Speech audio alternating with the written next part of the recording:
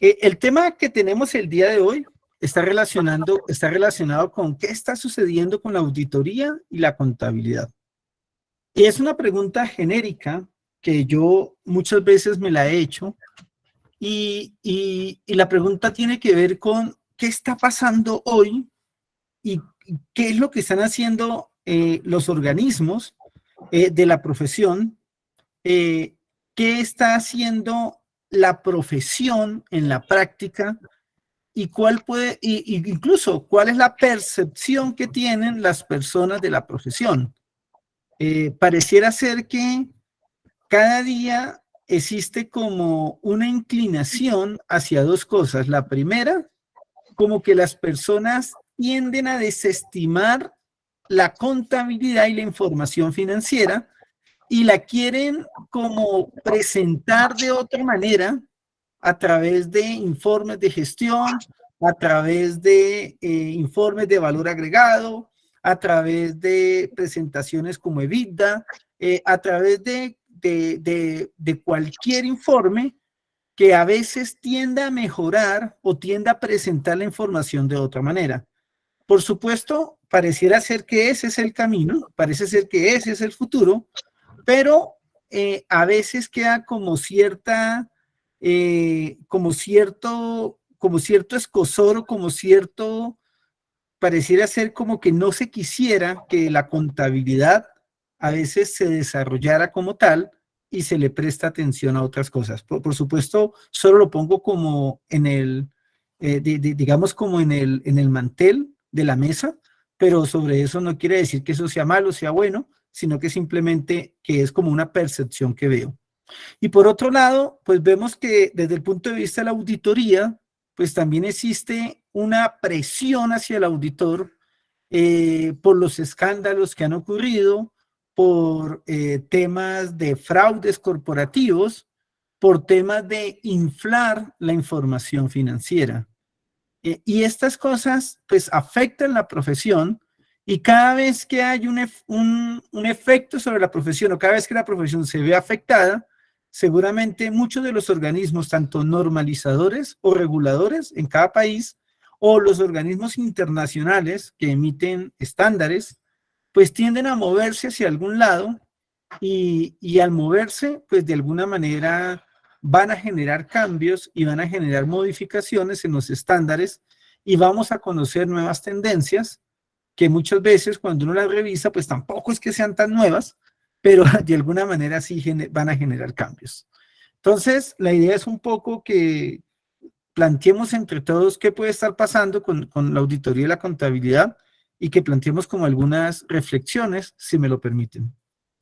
Una de las primeras cosas que quiero tocar es un libro que seguramente muchos de ustedes lo conocen, de Andrés Oppenheimer, que se llama Sálvese quien pueda. Y quiero solamente tocar tres cosas de las que dice Andrés Oppenheimer. Digamos que en esto, pues uno intentaré no hacer juicios de valor, aunque a veces uno se ve tentado a ello, pero intentaré solamente mostrar una visión y intentaremos sacar conclusiones que no necesariamente tienen que ser unidas o tienen que ser la misma conclusión para todos. La primera, que me parece importante que dice Andrés Oppenheimer, es que él menciona, y lo voy a leer textualmente, blockchain permite llevar una contabilidad totalmente transparente de todas las operaciones, sin posibilidad de fraude, pérdida de datos o piratería cibernética, me aseguró. Obviamente copié textualmente lo que escribe Andrés Oppenheimer en su libro y lo coloco porque ahí nos va a aparecer el tema de blockchain, quien a mi juicio personal pues es uno de los inventos revolucionarios o de los descubrimientos revolucionarios, más que en sí la criptomoneda.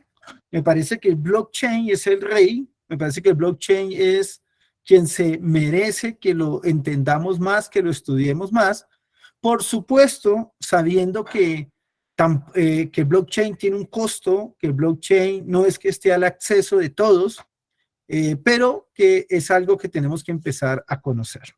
Entonces, dentro de ese futuro se nos está atravesando blockchain, que, como el autor lo dice, y quiero volverlo a repetir, permite llevar una contabilidad totalmente transparente de todas las operaciones, sin posibilidad de fraude, pérdida de datos o piratería cibernética.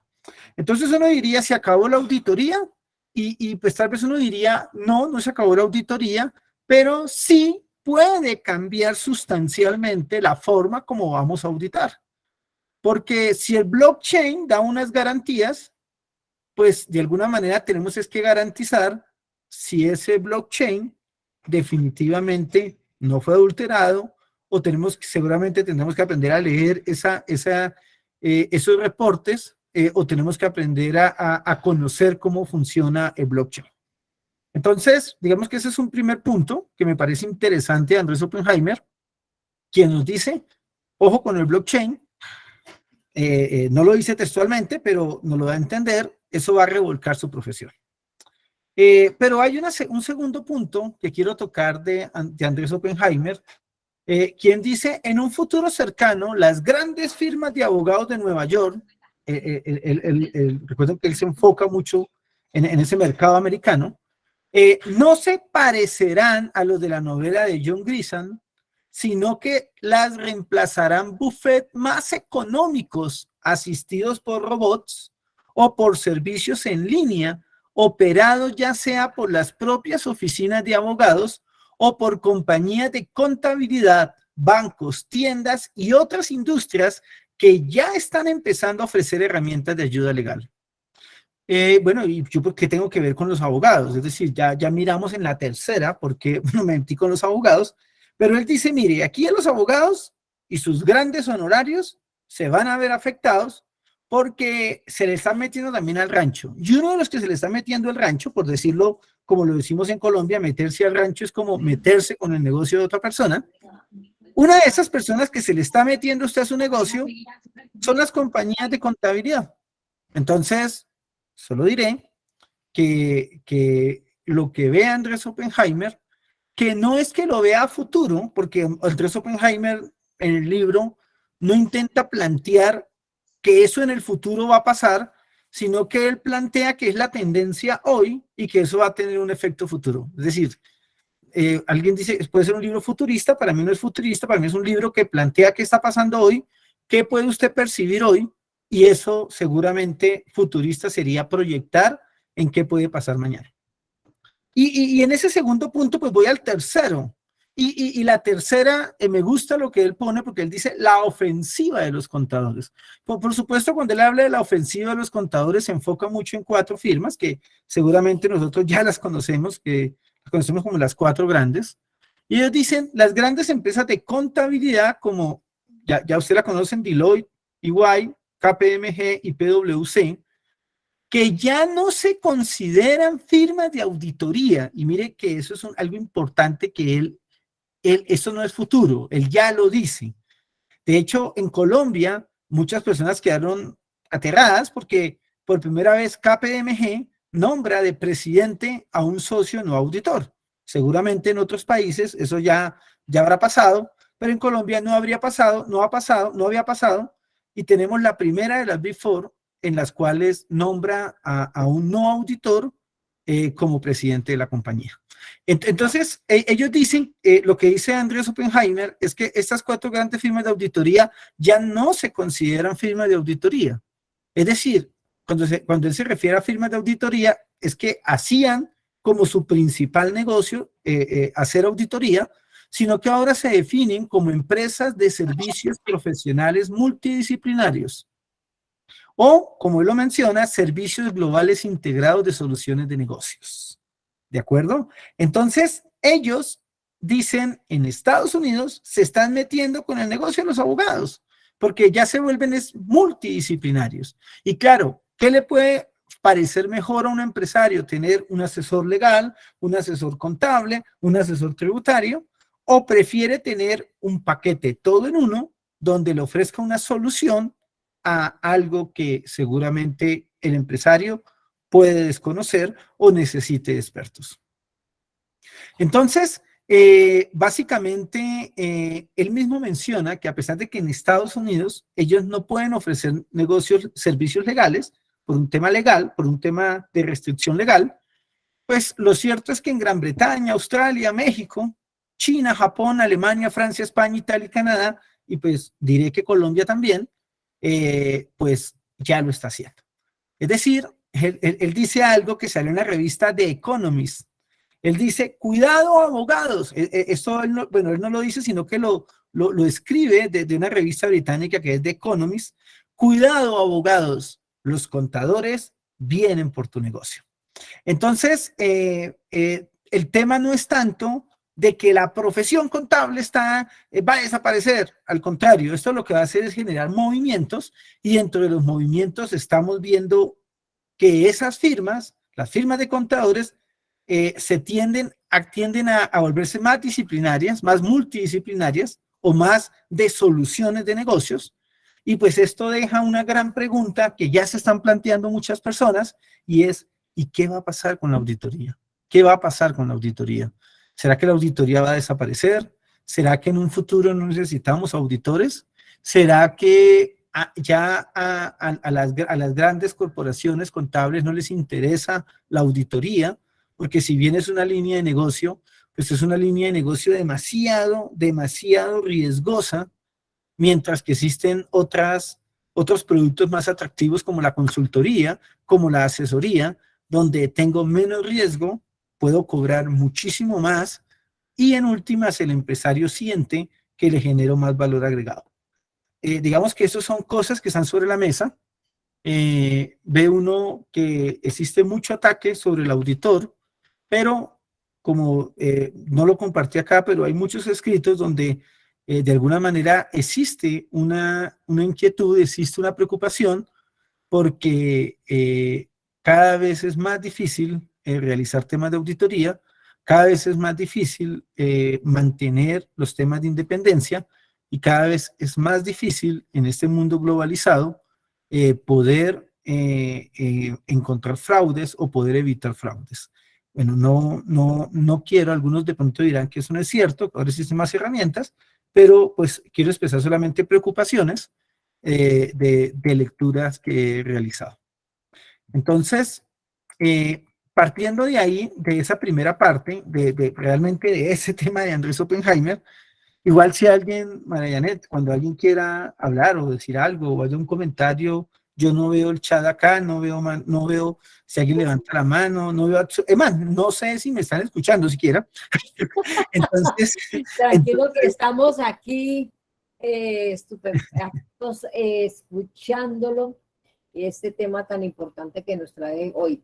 Estoy muy atenta a preguntas, y cualquier personita que levante la mano, algo con mucho gusto le informo, aunque está Mariela Aristizábal con la manito levantada, pero la tiene desde que entró. Entonces no sé si de pronto más adelante requiera preguntar o la baja. Puede continuar, doctor. Claro, de acuerdo. No, solamente para decirte que me puedes interrumpir cuando quieras, y si quieres leer un comentario lo puedes leer. No importa si es en línea de lo que digo o en una línea contraria a lo que digo. La idea es como plantear cosas. No lo tomen como algo, posición fuerte, sino simplemente cosas planteadas. Entonces, en ese orden de ideas, empezando a meternos en la parte contable, vamos a encontrar que vamos a tener un mundo, primero, que está dominado por las pymes, y, por supuesto, existen muchas grandes empresas. A veces uno lee a algunos autores latinoamericanos que siempre insisten en que Latinoamérica está llena de pymes, y pues por supuesto que es cierto, pero a veces noto que lo dicen como si Latinoamérica estuviera llena de pymes y el resto del mundo no, porque lo dan a entender como si fuera algo especial. Es decir, en Latinoamérica somos diferentes porque estamos llenos de pymes. Y entonces, cuando yo he leído informes de la UNTAD, hace parte digamos, del Grupo de las Naciones Unidas, o cuando leo informes digamos, de la misma, de la misma EFRAC sobre temas de las pymes, pues me he encontrado con temas muy curiosos. Por un lado, UNTAD, a través de ISAR, pues ha dicho, el mundo está lleno de pymes, el mundo, es decir, no es Bolivia, no es Colombia, no es Chile, sino que Estados Unidos está llena de pymes, Alemania está llena de pymes, Nueva Zelanda está llena de pymes, incluso EFRAC también lo dice, es decir, estamos en un mundo lleno de pymes, no hay discusión en ello, no es una realidad latinoamericana, sino que estamos llenos de pymes. Y lo podemos mirar desde los tamaños. Algunos dicen, no, es que las pymes de Colombia son más pequeñas que las pymes de Estados Unidos. Y uno dice, pues si usted se compara con una pyme americana grande, seguramente pues será más pequeña. Por supuesto, alguien podrá de pronto demostrar que pueden tener razón en ello, pero lo que les quiero decir es que estamos en un mundo de pymes. Las pymes son las entidades que más sobreviven a los cambios. Las pymes son las entidades que cada vez que hay una crisis es más fácil, digamos, salir como el ave fénix, es más fácil replantear su negocio, es más fácil tomar decisiones, es más fácil cambiar la estrategia, y entre más grande sea la empresa, pues seguramente puede pasar que una crisis la puede quebrar, o cualquier tema específico que suceda puede hacer que esa entidad se quiebre. Básicamente, digamos que los modelos internacionales han intentado definir más que pymes y no pymes, y creo que esa va a ser como la tendencia, aquellas entidades que están obligadas a rendir cuentas, aquellas entidades que tienen esa obligación pública de rendir cuentas, y que por supuesto necesitan publicar información financiera de propósito general. En alguna reunión con un miembro de IASB de Latinoamérica, él nos decía algo que a mí me pareció muy curioso, y me decía, es increíble cómo en Latinoamérica nos gusta complicarnos demasiado, mientras que en Asia, Europa y seguramente Estados Unidos, por supuesto pueden haber excepciones, existe como una línea de simplificación, de volver las cosas más sencillas. A veces en Latinoamérica tenemos muchos extremos, y a veces uno de nuestros pecados es querer que todas nuestras compañías apliquen las mejores prácticas sin poder comprender realmente a quién están diseñadas esas mejores prácticas. Entonces, básicamente, pues ya esto es algo que no tiene ninguna tendencia, es algo que hoy está establecido, y es que las compañías con obligación pública de rendir cuentas y las que tienen la obligación de publicar estados financieros de propósito general, pues por supuesto aplicarán unas normas que son para esas entidades que conocemos como que cotizan en bolsa, no necesariamente que sean grandes, sino que cotizan en bolsa o que manejan recursos del público. Pero también tenemos un segundo sector, que es en el que, una de las que me quiero enfocar y en los que yo creo que está parte de la tendencia de nuestra profesión, y tiene que ver con aquellas empresas que no tienen una obligación pública de rendir cuentas. Esas entidades debe existir un criterio de simplificación. De hecho, el organismo emisor de estándares a nivel internacional, IASB, pues creó las NIF para pymes con ese objetivo de crear información más simplificada, con calidad para ese tipo de entidades. Obviamente para entidades que publican estados financieros de propósito general. Porque ahí vamos a comenzar con el problema. Una vez un conferencista que buscaba que las entidades tuvieran información de calidad, me decía, el que nosotros en nuestros países obliguemos a publicar información financiera a ciertas empresas, o que los obliguemos a llevar contabilidad, no hace que tengan una información de calidad. Y en muchas ocasiones, el llevar contabilidad y el publicar estados financieros no pasa más allá de ser un costo. Y discúlpenme, yo también soy contable, trabajo en firmas, trabajo en la profesión, también soy docente, pero que quiero decir es que no es un comentario que he escuchado o que he leído que se ha suelto, sino que también lo he sentido, donde muchas veces en las empresas que no tienen esas necesidades, pero que la única razón por la cual llevan su contabilidad y publican información financiera es por una exigencia legal, pues lo que uno observa es que eso tiene un costo para ellas, y un costo que a veces no lo valoran porque ellas tampoco sienten que es algo que les genera valor agregado. Esto, por favor, no lo tomen como algo en contra de la profesión, sino que tómenlo como una crítica constructiva de algo que tenemos que mejorar. Entonces, ¿por qué planteo esto? ¿Por qué empiezo planteando eso? Porque tenemos que pensar en que incluso pueden haber contadores enfocados en la parte interna de la compañía y contadores que tienen que volverse expertos cuando la empresa tiene que reportar a terceros. Ese contador que se enfoca en la parte interna de la compañía, ¿sí? Tratando de identificar quién me abrió el micrófono. Okay. Leonardo, tengo una consulta. Sí, señor. ¿Puedo? Sí, te escuchamos. Leonardo, lo que pasa, Leonardo, ya tú lo dijiste, si tú miras el modelo de pymes en Estados Unidos, empresas que andan rondando los $1.000 millones en patrimonio, no nos debería diferenciar el patrimonio, sino que las buenas prácticas. El problema en Latinoamérica, y hoy voy a hablar de Latinoamérica porque estoy en 25 redes de latinoamericanas unidos, del cual yo les estoy por ahí conectado. La situación, Leonardo, es que si no generamos cultura, los docentes, los auditores, los profesionales, mira, en mi país desde el 99 están peleando en adoptar NIF para PYME.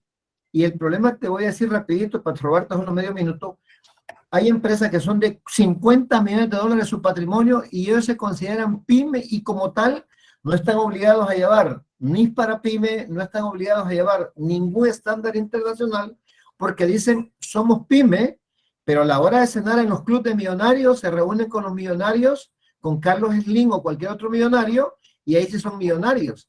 El problema es que el contador y el auditor con el tiempo fue perdiendo esa labor de tener poder de autoridad, decirle a un empresario, si no adoptas esta buena práctica, yo me retiro y tú vas a tener serios problemas.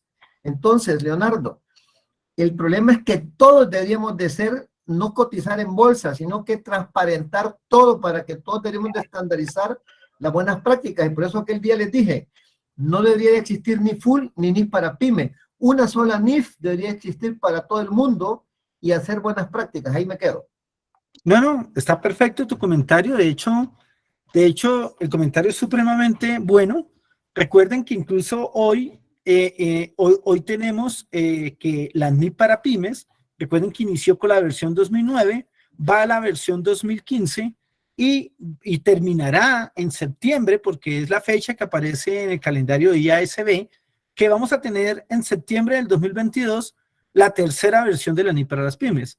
Y mira que yo, digamos que en lo que tú dices me parece muy valioso, porque cuando yo les dije a ustedes que pareciera que existe una guerra porque las finanzas no son importantes o la contabilidad no es importante y la queremos reemplazar por otras cosas, esa guerra también está cundiendo la profesión a tal punto que desde la misma profesión contable, también, no sé si pasa en todos los países de Latinoamérica, pero en algunos países pasa que la misma profesión contable termina en contra de las normas profesionales, porque no le gustan, porque no las conoce, porque les parece que la contabilidad que se debe llevar es solo tributaria, y pues esos son temas que van a generar como que el contador se desligue del área financiera, el contador se desligue del conocimiento de los negocios, y yo creo que esa ha sido un poco la crisis que ha tenido la profesión,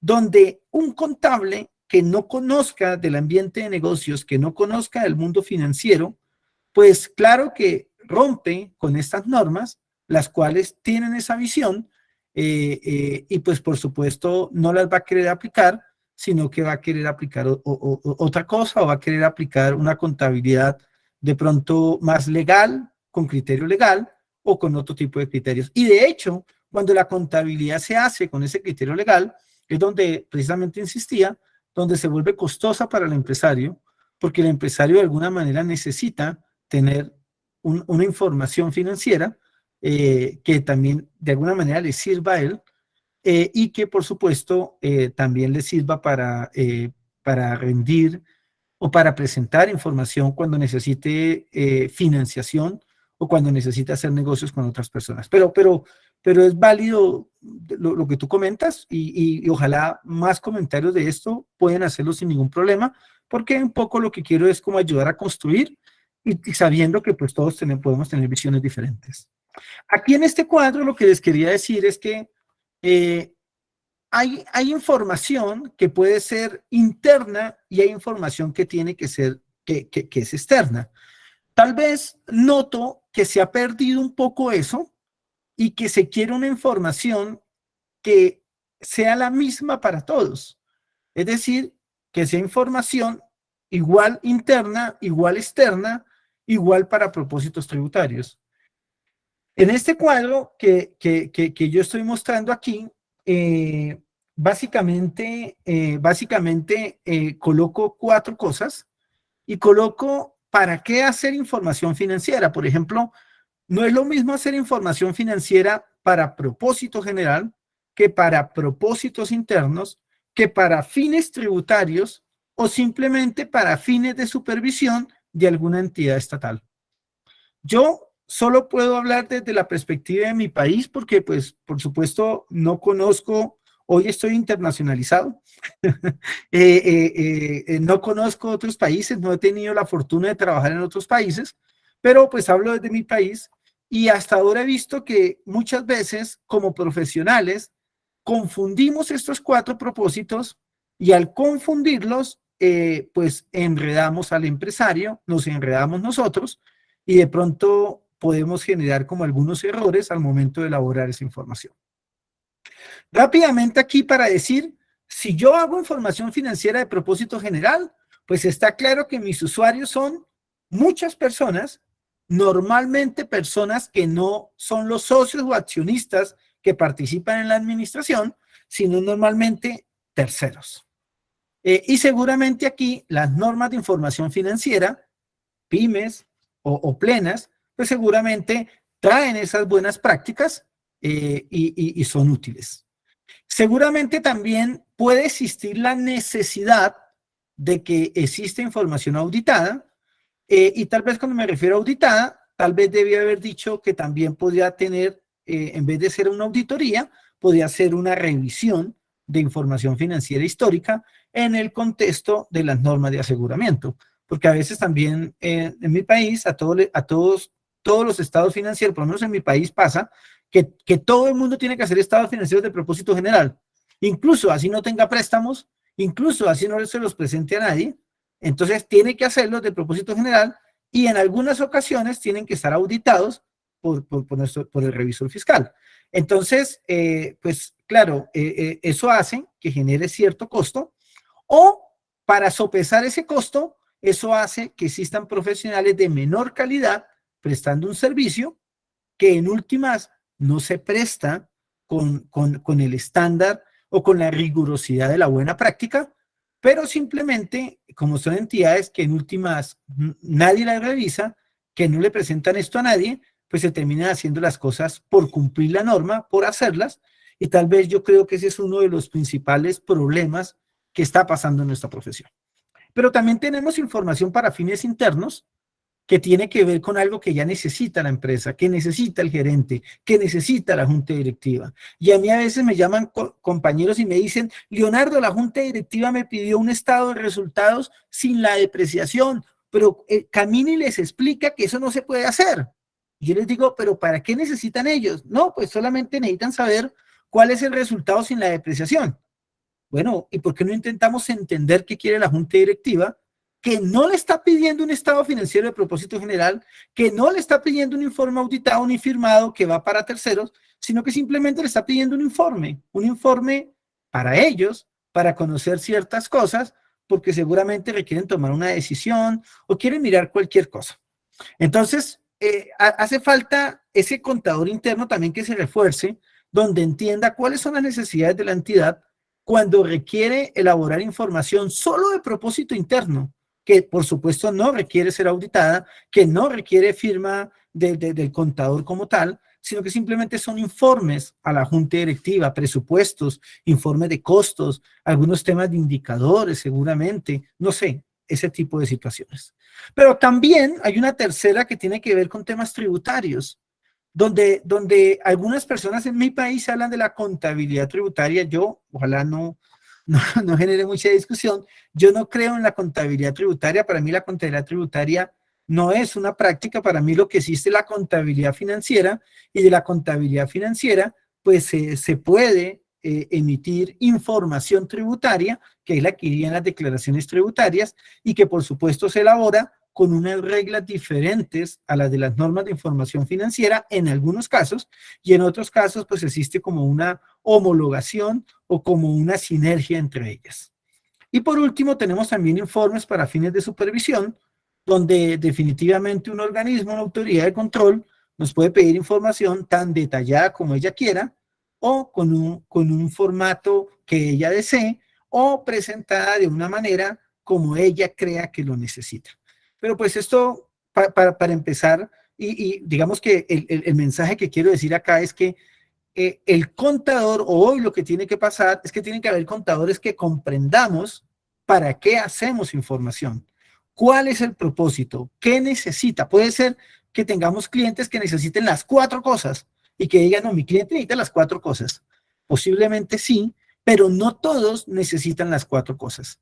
Tal vez ahí también necesitamos que hayan mejoras en la regulación para que esto se pueda hacer, y como les digo, para que se pueda dar un valor agregado a la organización, y entender que pueden haber buenas prácticas en cada una de estas cosas de acuerdo al objetivo o de acuerdo al fin que se persigue. Este es un cuadro muy sencillo donde simplemente vemos que hoy lo que está pasando, o lo que debería pasar, a mi juicio, es que el contador se empiece a especializar. Por supuesto, si alguien iba a hablar, pues no hay problema, me dice. Por supuesto, aquí incluso siempre digo... Leonardo, Sí, señor, adelante, claro que sí, dale. Leonardo, ¿cómo está? Con William Rodríguez. William, ¿cómo estás? Nos conocemos de hace Por tiempo. supuesto Muy que bien. sí, bastante tiempo. Ok.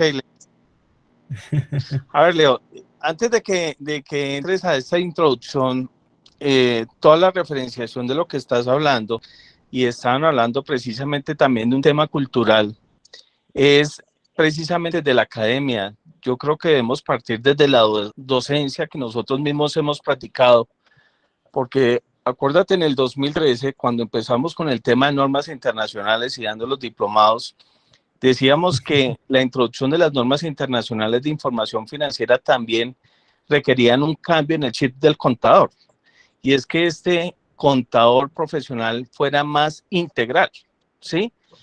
Y al ser integral, yo creo que desde la academia tenemos que enseñar también a vender, a vender los servicios como contador, y es en la integralidad y en la formación profesional de lo que debe tener. En ese tiempo, cuando hacíamos la comparación con el 2649 y con los principios contables, ¿no es cierto? Era cómo era visto el contador, y era ese contador de escritorio con las mangas de plástico puestas, kepis y el lápiz en la oreja, ¿no es cierto? Y que hicimos nosotros cuando estábamos en ese grupo que nosotros formamos para dar todos los diplomados de NIF, era concientizar al contador que tenía que cambiar su forma de verse como profesional. Y yo creo que es el punto donde vas a llegar, en ese profesionalismo, y que el contador a sí mismo debe hacerse ser partícipe de las juntas directivas, todas las reuniones, de entender la compañía en todo su ser, porque es que sea como auditor, sea en el papel como revisor fiscal, en donde debería tener un conocimiento macro, pero eso no lo da en leer unos estados financieros, sino también involucrarse sobre la parte operacional de la compañía. Y yo creo que eso también le falta que, y lo hago para el caso de Colombia, que también el contador se haga ser partícipe dentro de esas reuniones, que también ayude con la lluvia de ideas, que entienda los negocios de las compañías y todo eso.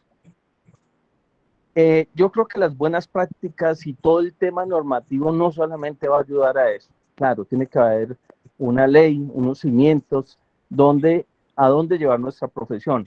pero no sé si tú leíste ayer la columna de Germán Vargas Lleras, donde está hablando del grupo antioqueño y todo lo que hay en la pérdida de valor, todo lo que ellos han pagado con el tema de que no se han querido hacer ver como grupo sabiendo que sí lo hay. Entonces, Argos, ¿cuánta plata va a perder en Estados Unidos simplemente por unas decisiones que las hicieron tomar para desplazar a los accionistas minoritarios? Y entonces ahí cómo está el papel del contador, del auditor, del profesional, para también proteger a esas personas, proteger a las compañías, porque siempre hemos hablado de la responsabilidad de nosotros frente a los patrimonios de los terceros.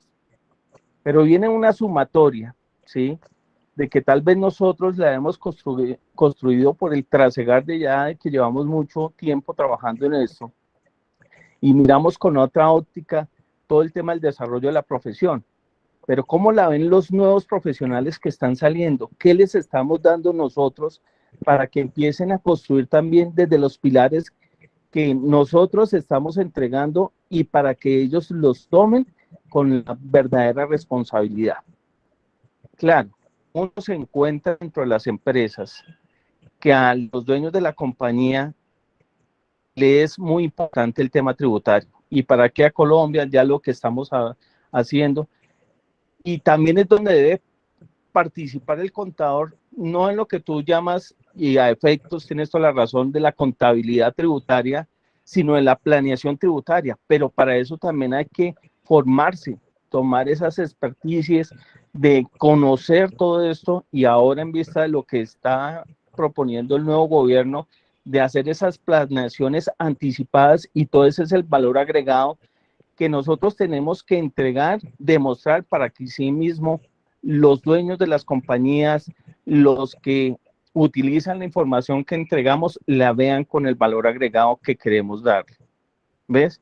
Entonces, yo creo que ahí vas a seguir con ese tema. Quería interrumpirte para que sigamos sembrando esas semillas, para que miremos sobre las semillas qué frutos hemos ido recogiendo sobre los profesionales a los que le hemos entregado esta connotación de cómo debe ser el profesional de hoy en el área contable. Muchas gracias, William, Leo. muchas gracias y un gusto verlo por este medio. Perfecto. Con este tema que William nos aporta y lo que nos ha aportado el compañero anterior, y como les digo, todo el que quiera aportar es importante, interesante, porque más que escucharme hablar a mí, que por la calidad de las personas que están aquí, seguramente no tengo nada de especial frente a lo que ustedes tienen.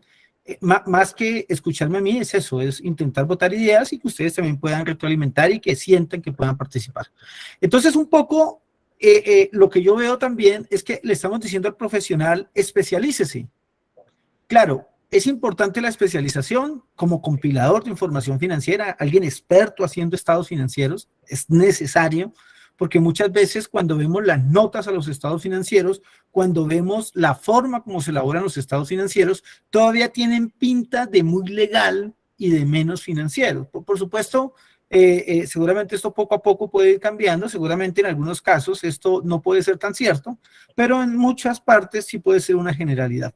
También tenemos la auditoría externa, temas de control interno, contador en el sector público, que es algo que requiere cierta experticia, un contador interno para contabilidad interna, un tema de impuestos, bueno, estas cosas. Hay que entender también que aquí siempre nos hace falta algo, y es alguien experto en microempresas o alguien experto en pymes, porque tampoco podemos vender la idea de que a veces le decimos a los estudiantes de contaduría, usted tiene que volverse un experto, y claro, está bien volverse experto, pero también hay que entender que atender clientes pequeños también es una experticia, y seguramente un cliente pequeño no necesita tanta gente experta, sino que necesita soluciones. Recuerden el caso de Andrés Oppenheimer.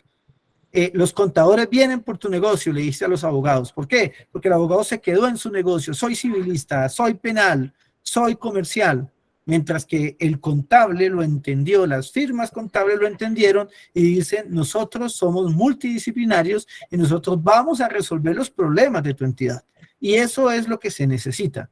Eso funciona tanto para las microempresas, como para las pymes, como para la gran empresa. Por supuesto, cada una en condiciones diferentes y cada una con especializaciones. Hay gente que se vuelve experta en atender grandes compañías, otros se pueden volver expertas en medianas compañías y así sucesivamente. Hay un tema que por supuesto, está hoy en vilo y es el tema de la independencia, y me refiero más al auditor externo que a cualquier cosa. Todavía podemos decir que las normas éticas en mi país, y me late que en Latinoamérica también, son más un cúmulo de normas que también de buenas prácticas éticas. De hecho, me late también que la misma IFAC va a tener que revisar su mismo código de ética constantemente, sobre todo para hacer muchas mejoras en el tema de independencia cuando hay un auditor. Pero aquí el riesgo que hay es que en el futuro existan personas que quieran hacer auditoría. Las firmas de auditoría a nivel internacional se quejan demasiado porque dicen, no hay gente experta. Y dice, pero ¿cómo que no hay gente experta? No, no la hay. La gente experta no quiere trabajar de auditor. La gente experta quiere ser consultor. La gente experta quiere hacer otras cosas, pero la gente experta no quiere someterse al riesgo de que una compañía se quiebre y que él sea castigado. A veces es fácil lanzar juicios sobre estas compañías que se quiebran o sobre estas compañías que inflan sus valores. Y claro, ahí es donde a veces nosotros decimos, ¿cuál es la falla?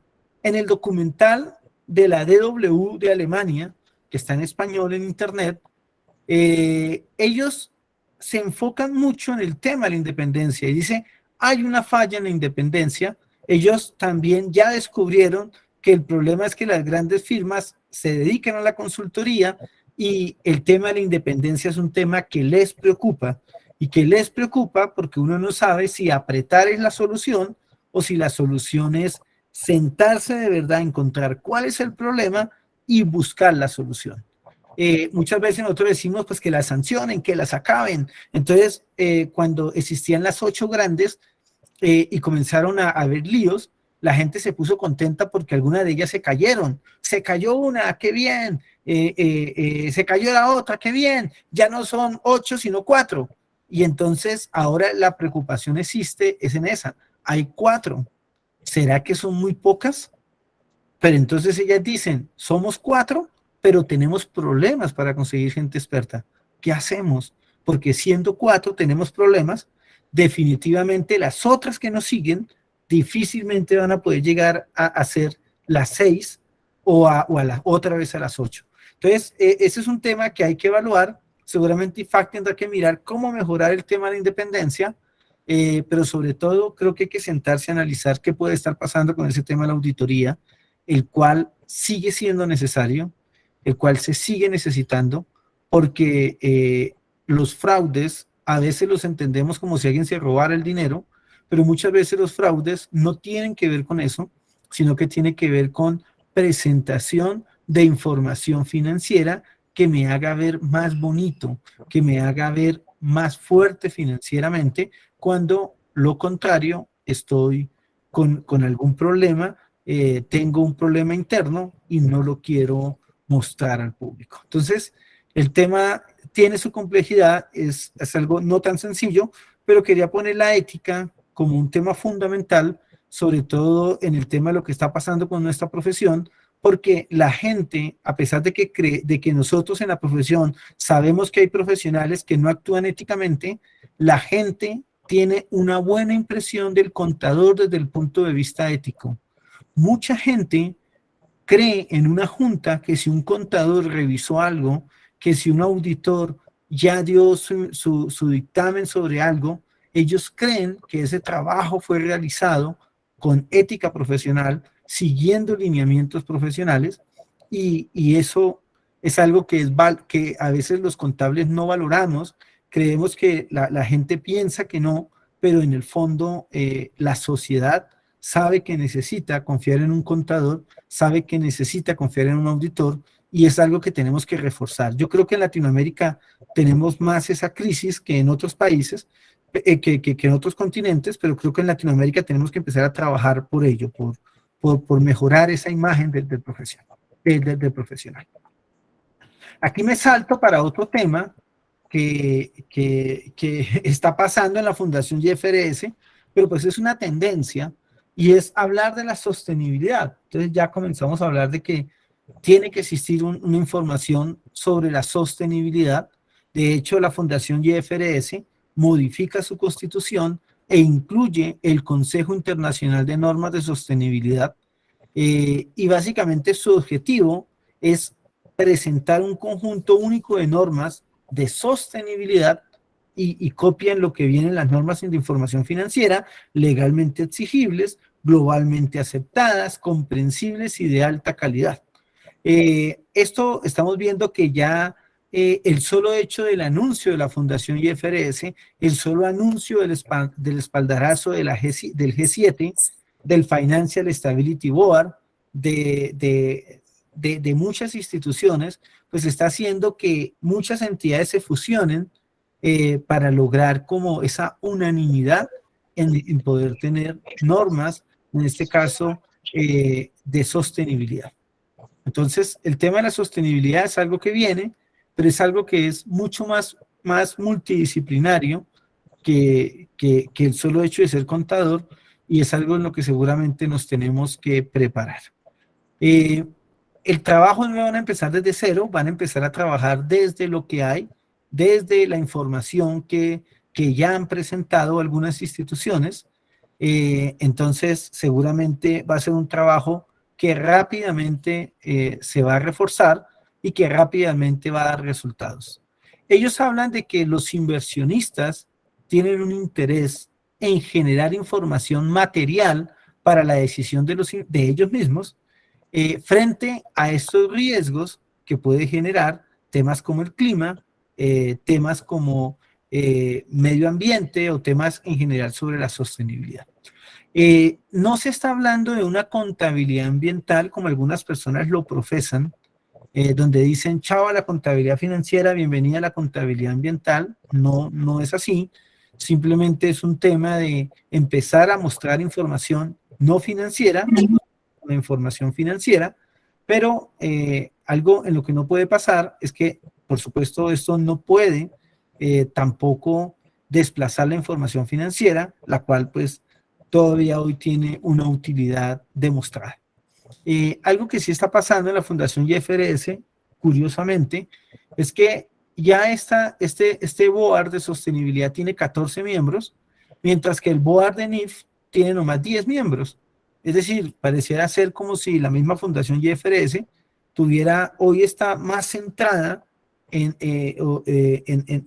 las normas de sostenibilidad que en las NIF.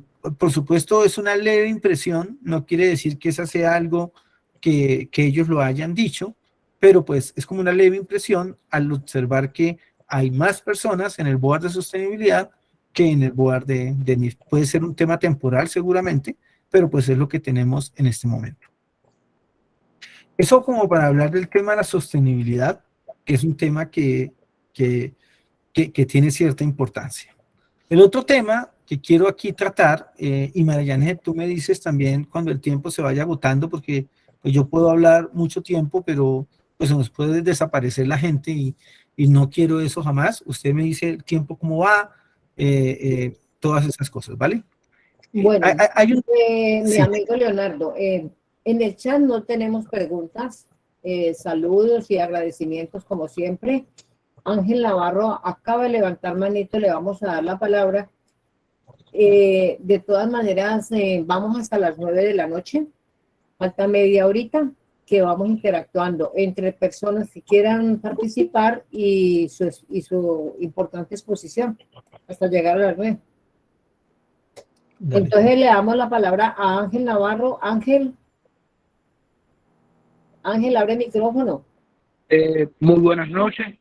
¿De qué país? Sí, muy buenas noches, ¿me escuchan? ¿De qué Muy país bien. eres, Ángel? Bueno, ¿Dónde estás? mucho gusto. Soy de Venezuela. Una consultica, Leonardo, por supuesto, compartiendo mucho y apoyando un 100% todo lo que has planteado, porque nosotros en nuestro país vivimos una situación similar. Es un reto para los contadores públicos. Trabajamos de manera independiente, hacer que nuestros clientes, digamos, vean pues la utilidad de la información financiera a jóvenes, que la mayoría de las empresas son pymes. Y bueno, excelente la información. Lo que te quería preguntar, Leonardo, era lo siguiente: las gráficas, las láminas que estás colocando, ¿tendremos alguna manera de poder obtenerla vía correo electrónico? Esa era mi pregunta. Claro que sí, Ángel. Si estás, siquiera por recordarme, aquí en el chat tenemos el link de registro de los asistentes en esta importante exposición. Entonces, si se registran, con mucho gusto, a los correos que estén registrados, a esos se los enviamos, ¿vale? Recuerden que la conferencia está quedando grabada, también se sube al canal de YouTube. Ahorita les voy a pasar el link para que puedan ingresar y suscribirse. Perfecto, muchísimas gracias. Perfecto. Hay otro temita que quería comentar, que es algo que tomamos del banco del BIS, que es el Banco de Pagos Internacionales, bueno, BIS por su sigla en inglés. Ellos hablan de las 4 líneas de defensa, que básicamente no es más que las 3 líneas de defensa del Instituto de Auditores Internos, más una adicional. Y a mí me fascina esa metodología, porque ellos tal vez han llegado a una conclusión, y es que esto no lo resuelve solo la profesión contable, que esto no lo resuelve solo el auditor independiente, sino que tiene que haber un engranaje, por supuesto, dependiendo del tamaño de la entidad, porque pues obviamente estamos hablando aquí de compañías grandes. En compañías pymes pues seguramente no aguantarán esta estructura, pero creo que alguien tiene el micrófono abierto, entonces Ya lo cerré. perfecto. Entonces, en esta gráfica se muestra lo que llamamos las 4 líneas de defensa, y es como que todos cuidemos la compañía, porque tiene que haber una primera línea que está relacionado con la forma en que se gestionan y controlan los riesgos en el día a día. Y aquí, pues, ¿quiénes son los garantes? Pues el responsable del proceso, y seguramente está la gerencia como esa primera línea de defensa, quien tendrá que primero garantizar que los controles, que la información tiene cierta calidad. Pero hay una segunda línea de defensa que ellos hablan y tiene que ver con una alta gerencia. Obviamente, como les digo, eso es dependiendo del tamaño de la entidad. Pues el Banco de Pagos Internacionales está pensando en entidades grandes, pero pensaría que esto se puede adecuar a pymes, no con la misma estructura, sino con una estructura menor, pero se podría adecuar. Esa segunda línea tiene que ver con la alta gerencia, y tiene que ver con seguramente tener un auditor interno que obviamente responde directamente ante la junta directiva, y pues digamos que lo que se busca es que se supervise el marco de control, pues para garantizar que él funcione. Pero hay una tercera línea que me parece interesante, y tiene que ver con la garantía objetiva e independiente, ¿de acuerdo? De la eficacia general del gobierno, la gestión de riesgo y los controles. Me parece interesante esa tercera línea. Y una cuarta línea está relacionado con verificación de organismos externos independientes, como los auditores externos, por un lado, o otros organismos externos. Porque aquí también hay que meter a alguien que en Latinoamérica mira para arriba, mira para el techo, y cree que el problema no es de él y es el Estado. Nosotros tenemos en Latinoamérica un Estado grande, gigante, ineficiente. Tenemos que llegar a un Estado que, más que ser grande, tiene que ser eficiente y tiene que hacer su trabajo. Y su trabajo es, si tiene que hacer supervisión, que haga supervisión, no que se dedique a hacer normas. El gran problema que uno observa, por lo menos en mi país, es que los órganos de supervisión se dedican a pedir informes y a decir qué se hace, de tal manera que la supervisión la vuelven formal. Es decir, la supervisión es enviar informes, la supervisión es que hay que hacerles caso en lo que ellos dicen, y eso, ahí puede haber una falencia, que sumada con una falencia en la auditoría, o que sumada en una falencia en la alta gerencia, o que sumada en una falencia en los controles, pues puede generar que una gran compañía entre en casos de fraude o entre en casos de errores, digamos hablando de esas dos cosas que pueden estar presentes en la información financiera. Leonardo, Sí, ¿sabes sí. una cosita? Adelante, sí. Claro que sí. Y hay una quinta línea, que son los entes normativos y supervisores. Entonces, hay una situación primordial que deberían de hacer por lo menos la tercera línea, porque ahora son líneas nada más, la tercera línea, la cuarta línea y la quinta línea, de normar o de recomendar que al gobierno corporativo, para que dentro de la primera y segunda línea implementen de una vez por todas esta estandarización tanto de NIF como de otras buenas prácticas. Te voy a decir algo, Leonardo. Hace poquito yo hice un benchmarking el viernes, jueves viernes, con 12 auditores socios experimentados. Y les dije que habláramos de las 4 etapas de la auditoría. Les mandé la trampa y vienen ellos y todavía tienen el enfoque anterior de planificación, ejecución y papeles de trabajo. Óyeme bien, todavía le llaman papeles de trabajo. Y debería de ser valoración de riesgo en la primera etapa, respuesta al riesgo y luego la información y la opinión como 3 etapas que debemos de estar al día en el tema de las NIAs. Y dije yo, ¿y sabes por qué pasa, Leonardo? Yo nunca veo a socios, aquí no veo a ningún socio de una Big Four en estos seminarios, y en mis seminarios de mi país, otro tipo de seminarios, por lo general no veo a socios de la Big Four, y perdón que hable de ellos, o de las grandes firmas, capacitándose porque todos lo saben. Y cuando tú le preguntas, están con enfoques del 2013 todavía en el 2022. ¿Qué quiere decir, Leonardo? Que cuando nosotros seguimos, bueno, los docentes tenemos esa habilidad de seguir aprendiendo de nuestros estudiantes y de personas como tú en estas excelentes exposiciones, uno está al día y uno lleva esa práctica al día y uno evangeliza bien a los jóvenes. Ese es el gran problema, que nosotros los mayores debemos de ser evangelistas de nuestros jóvenes para que puedan hablar bien, aprendan las buenas prácticas y en las compañías los contadores implementen estas buenas prácticas en la primera línea y en la segunda línea. Pero el problema es que la tercera línea, la cuarta y la quinta, trabajamos disparado y nos queremos matar entre esas 3 líneas. El ente supervisor te quiere volar la cabeza a ti como auditor, el auditor externo quiere matar al interno, y la primera línea y la segunda mira hacia arriba y dice, se están matando, pues que se maten.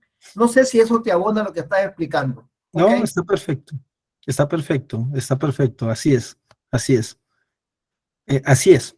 Alguien me decía, a veces como son nuestras familias, pues es esto. Si papá y mamá se matan, los hijos dicen, se están matando papá y mamá, aprovechemos para hacer desorden.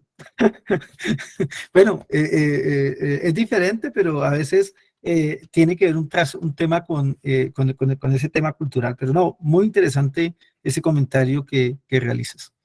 Muchas gracias por él.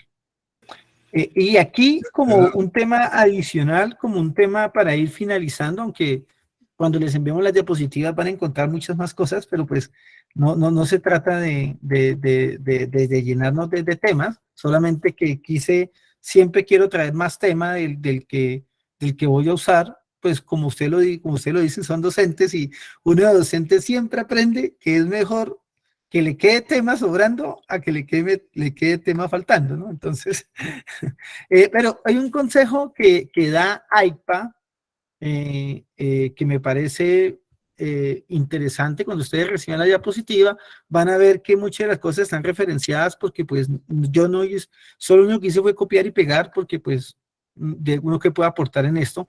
Entonces, son temas que AIPA recomienda y ellos están diciendo, sí, Leonardo, dale. voy a preguntarle a Cinerval Group SAS si volvió a levantar manito o no la ha bajado desde que participó. De acuerdo. Ok, ¿Va a participar Leonardo, finalmente? vuelta nuevamente. Listo, listo. No, yo Bienvenido.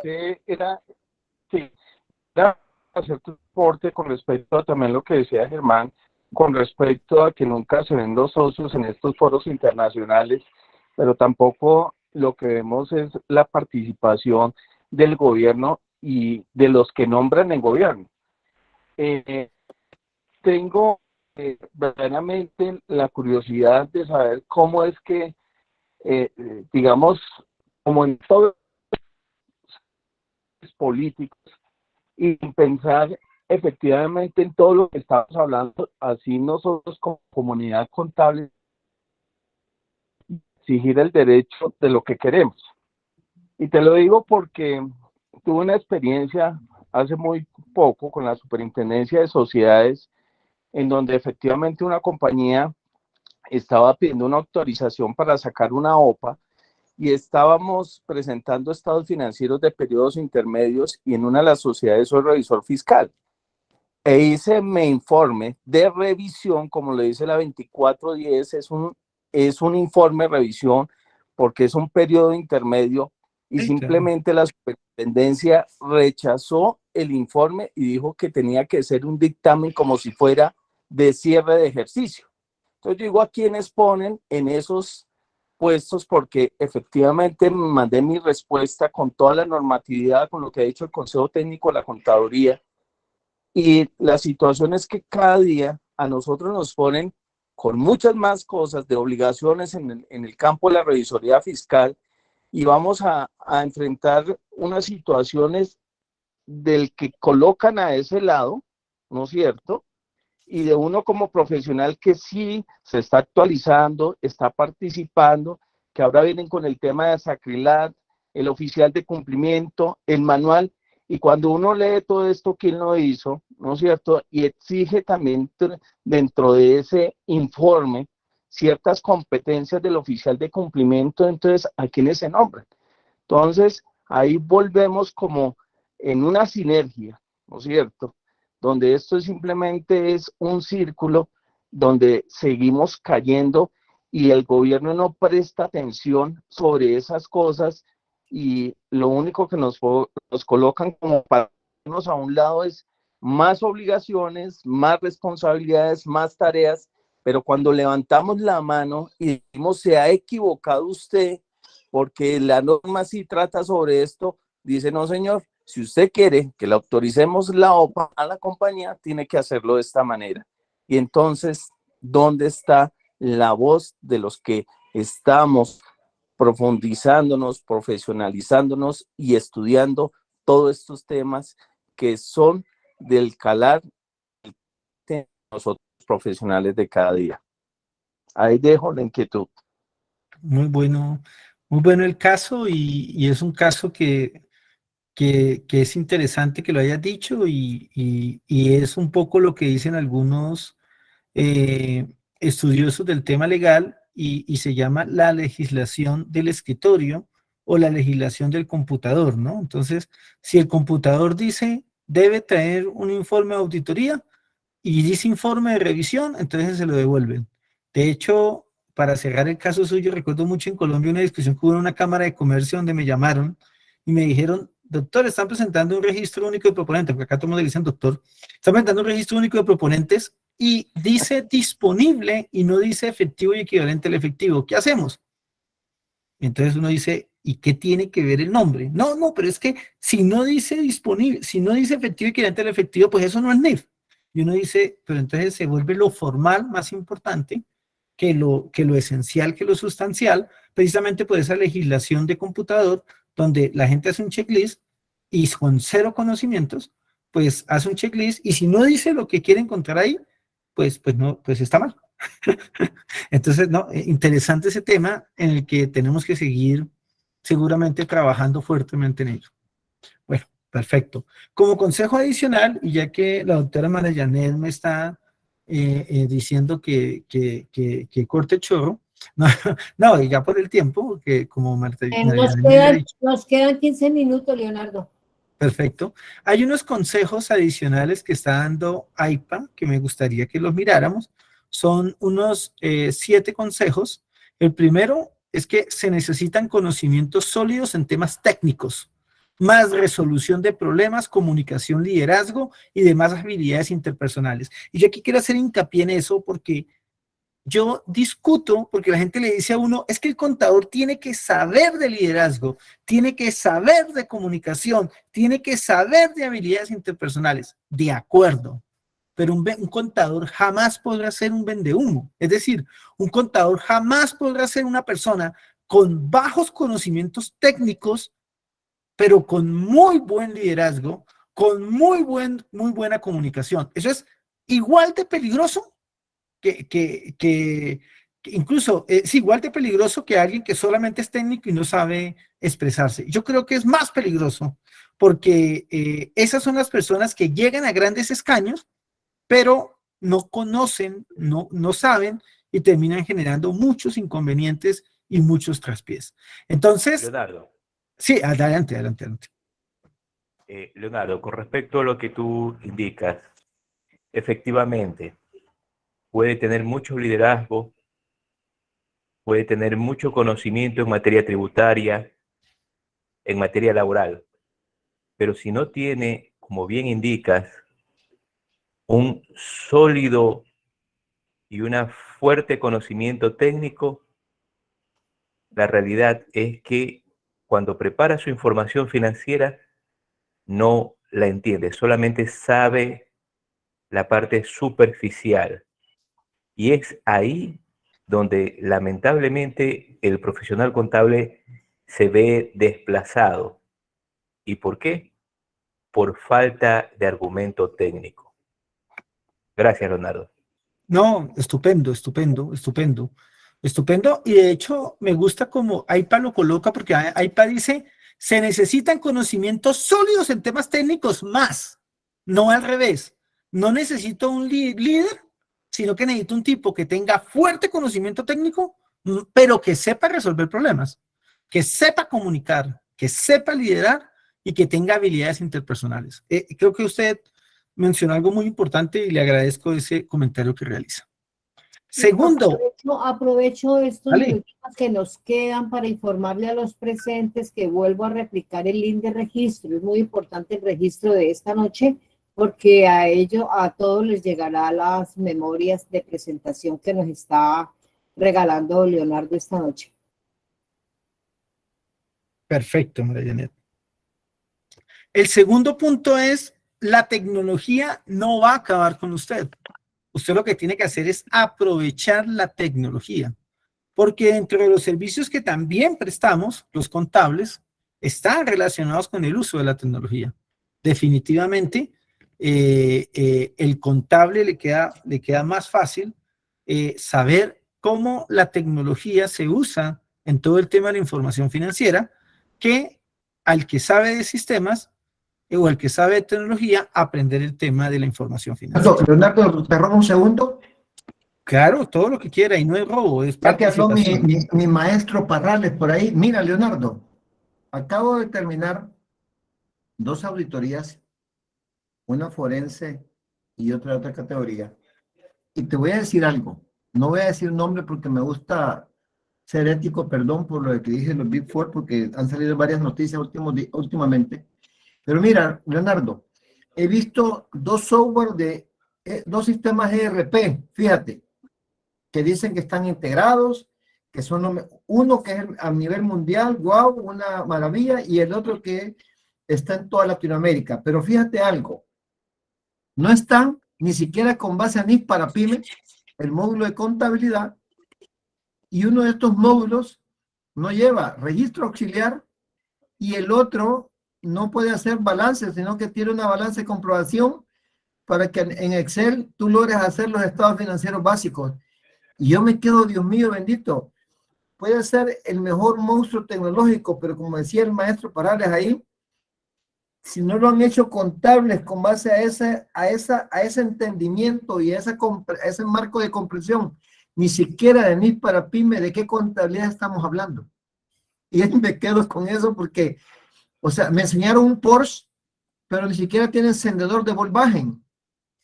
¿Me explico? Y yo digo, Sí, sí. Dios mío, qué poco valor le dan a la contabilidad estos que están desarrollando plataformas de sistemas ERP. Solo ahí me quedo. Y no digo nombres por ética, y no lo voy a decir, ¿ok?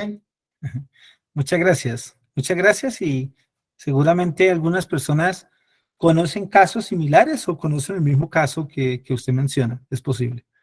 Hay un tema que AIPA nos menciona y también me gusta porque dice conocimiento contable más conocimiento empresarial.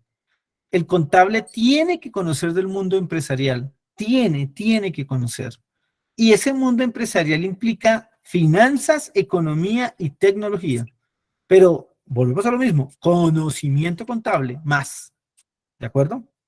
Otro punto que nos dice AIPA, los contadores públicos deben dedicar más tiempo a mantenerse al día con los chismes, claro, los chismes de la profesión, que son las reglamentaciones y normas y las tendencias sociales, económicas, tecnológicas y políticas en el país y en el extranjero. Una cosa es, que he discutido con algunos compañeros, yo les digo, una cosa es comprender y estar actualizado en temas políticos y otra cosa es utilizar plataformas políticas o hablar de temas políticos que ya comienzan a ser sesgados, ¿no? Pero sí tenemos que conocer esas tendencias, tenemos que conocer las reglamentaciones, nosotros, que es lo que uno le llama el chisme contable, ¿no? Saber qué salió nuevo, qué reglamentación tributaria sale nueva, qué tendencia hay social, porque de alguna manera hay que aprender a comunicarnos con los jóvenes. Muchas veces contador de papá no es contador de hijo. De hecho, muchas veces contador de papá es enemigo del hijo y lo primero que hace el hijo cuando crece es echar al contador del papá porque no logran una comunicación, porque de pronto no se entendió el cambio social. Digamos que pues eso a veces puede pasar. En otras ocasiones funciona lo más de bien, donde contador del papá viene siendo el contador del hijo sin ningún inconveniente. Pero bueno, importante que nos dice acá, conocer tendencias en la profesión nacionales y del extranjero. También AIPA hace una recomendación a los países y dicen, es necesario que para que existan nuevos CPA, que les llaman ellos, contadores, los requisitos deben ser rigurosos, exigentes y ser prácticos y relevantes. Entonces, es decir, no es que AIPA recomiende que hayan más contadores, sino que lo que recomienda es que los contadores que existan tengan una rigurosidad respecto a su certificación o respecto a su habilitación profesional. Creo que en eso, en mi país, se tiende a fallar, no sé cómo sea en Latinoamérica, pero puede haber una falla ahí en esos temas. Por otro lado, también AIPA dice, es necesario que la profesión contable mantenga los altos estándares éticos y profesionales, y algo que me parece muy interesante, el contador debe ser un experto en todo el área financiera. Digamos que a veces uno cree que el experto es el que lo sabe todo, no necesariamente, sino que es alguien que se desenvuelve muy bien en el área financiera de la entidad, la conoce, y esos son consejos que entrega el AIPA en el informe, que ustedes lo pueden leer en el enlace que aparece ahí, que tiene muchísimas otras hojas sobre ese tema. ¿Listo? Leonardo,